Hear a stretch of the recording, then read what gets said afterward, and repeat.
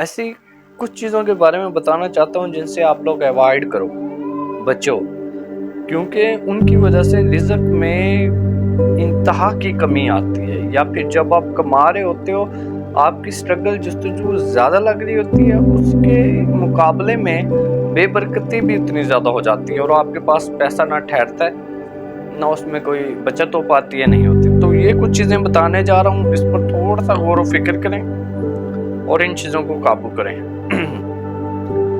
बिस्मिल्लाहिर्रहमानिर्रहीम। पहली जो है वो ये है नजर बद, सेकंड नजर हसद, थर्ड आपका खुद का सफाई का ख्याल ना रखना, बैरून में भी अंदरून में भी पाक साफ ना रहना, चौथा नमाज से दूर रहना, पांचवा सुस्ती या काहली। ये 5 चीज़ें ऐसी हैं जो आपके रिज़्क कमाने के बाद भी आप पर मुश्किलात का बोझ रहता है और आए रोज़ कोई ना कोई इजाफी खर्चा निकल आता है। तो इन चीज़ों से बचने के लिए 5 चीज़ों पे काबू डालें। फिर बता रहा हूँ। पहली है आपके पास नजर बद।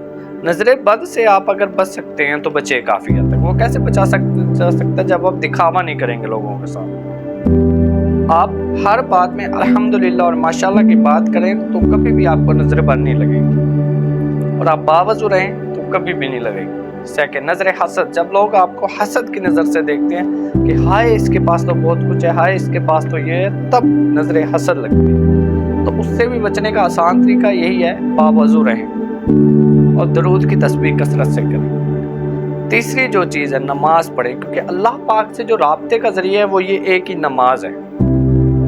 अगर बंदा नमाज नहीं पढ़ता तो अल्लाह पाक से वो नहीं गुफ्तगू कर सकता, नहीं उससे मुलाकात कर सकता, अल्लाह पाक के सामने वो अपने आप को हाजिर नहीं कर पा रहा। तो नमाज नहीं है तो अल्लाह पाक उस बंदे को कैसे रिज़्क दे दे जब वो उसे मांग ही नहीं रहा।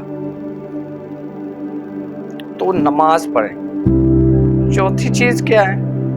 पाक साफ रखें खुद को। पाक साफ किस तरह रखें? कपड़े अच्छे पहने आप लोग, अच्छे नहीं है तो साफ सुथरे हों, जिसमें से खुशबू आ रही हो, आपकी कोई भी बू ना आ रही हो। आप कपड़े साफ सुथरे पहने। आप अपने हुलियों को इस तरह बनाएं कि आप एक अच्छे एक फैमिली से नजर आए। चाहे आप एक रेहड़ी लगाने वाले, एक ठेला लगाने वाले मजदूरी क्यों नहीं, अपने आप को मुनासिब तरीके से बरकरार रखें। सफाई लाजमन रखें, अंदरूनी भी और बैरूनी भी। और लास्ट में है बावजू रहना। आप सुबह जब भी नहाने के बाद वज़ू लाजमन किया करें। वज़ू करने के बाद आप फिर दरूद की तस्बीह कसरत से रखा करें। जिससे बात की नॉर्मल कर ली, उसके बाद लाजमन दरूद की तस्बीह रखें, क्योंकि ये चीज़ें हर आने वाली रुकावट को दूर करती है। अगर आप पर कोई मुसीबत आने वाली है तो उसको किसी और तरफ फेर देगी, यानी अब से आपकी तरफ से उसको हटा देगी। तो ये चंद चीज़ें हैं जिन पर आप अमल करें, इन पर आप इनको कंट्रोल करने की कोशिश करें। इंशाअल्लाह ज़वजल आप अपने घर में बरकत भी देखेंगे और आप अपने रिज़्क में बरकत भी और अपनी हर दिली ख्वाहिश को पूरा होते हुए भी देखेंगे इंशाअल्लाह ज़वजल। थैंक यू, शुक्रिया, जज़ाकल्लाह।